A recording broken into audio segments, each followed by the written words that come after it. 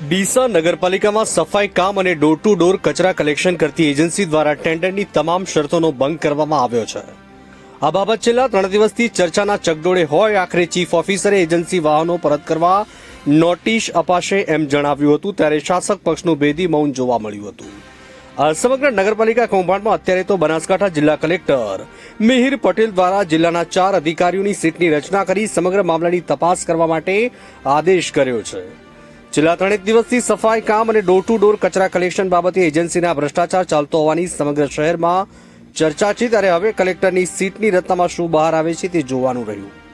Bureau chief Hargovan Chauhan, Gujarat crime news, Banaskantha. પણ તમારે નિવેદન લેવું હોય આપશ્રીનો તો ચીફ ઓફિસર પાસે તમામ પ્રકારના પ્રશ્નો પૂછો। તમારે મીડિયા સમક્ષ આવવું પડ્યું કે પ્રમુખની ગેરહાજરી શું કારણે જોઈ શકે? ના, એવું ને અહીંયા હું બેઠો હોઉં છું, પણ ગમે ત્યારે મીડિયા આપ પણ જુઓ છો કે હું હાજર છું ને તમે મારું ઇન્ટરવ્યુ લીધું છે। 2 દિવસથી તમે મીડિયામાં અહેવાલો પ્રસિદ્ધ કરી રહ્યા છો, તમે તમારા વિડીયો વાયરલ કરી રહ્યા છો। કાલે ચીફ ઓફિસર જ્યારે આવ્યા એમને અમે પ્રશ્ન પૂછ્યો, એમણે કીધું આ રીતનું છે, ત્યારે તો શું પ્રમુખના ખુલાસો કરી શકે?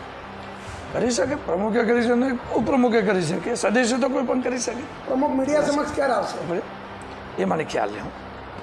શું આપ શું નામ તમારું? દીપકભાઈ દેસાઈ। હા દીપકભાઈ, નગરપાલિકામાં ડોર ટુ ડોર કલેક્શન જે કચરાનું છે તેમાં કૌભાંડ બહાર આવ્યું છે। કલેક્ટર દ્વારા એસઆઈટીની રચના પણ થઈ છે, શું કહેશો? આમાં આ કોઈ નવાઈની વાત નહીં। ડોર ટુ ડોર કરોડોના ખર્ચાનો આ જે કરોડોનો ભ્રષ્ટાચાર કહેવાય, નાનો મોટો નહીં, કરોડોનો ભ્રષ્ટાચાર। જે કચરા બાબતનો તમે ઠેર ઠેર જોઈ શકો છો, બસ સ્ટેન્ડથી જુઓ, બજારથી જુઓ, જ્યાં જુઓ ત્યાં હાલ તો કચરો તો પડ્યો જ છે। આ ખાલી એક તાઇફા કરવા, એક બતાવું, એ જ આમનું કાર્ય છે। ભાજપ શાસિત નગરપાલિકામાં કેટલા સમયથી હું જોઈ રહ્યો છું, ડીસામાં આજ દિવસ સુધી કંઈ વિકાસ થયો નથી। આવા તો કરોડોના ભ્રષ્ટાચાર બહુ છે, પણ આ તો કોઈક જાગૃત નાગરિક બહાર લાવે તો જ આવે, એના સિવાય દબાઈ દેવામાં આવે છે। આ લોકશાહી મને બિલકુલ ડીસામાં દેખાઈ નહીં રહી। જ્યારે જોવો ત્યારે, ગમે તે ખૂણે જોવો ત્યારે બધા ભ્રષ્ટાચાર છે। આ તાનાશાહી સરકાર, આ ભાજપ સરકાર, આ ડીસાને જ્યારે 5 વર્ષથી પબ્લિક પીડાઈ રહી છે, તો કલેક્ટરે જે ટીમ કીધી છે, ટીમ દ્વારા તપાસ કરવામાં આવી છે।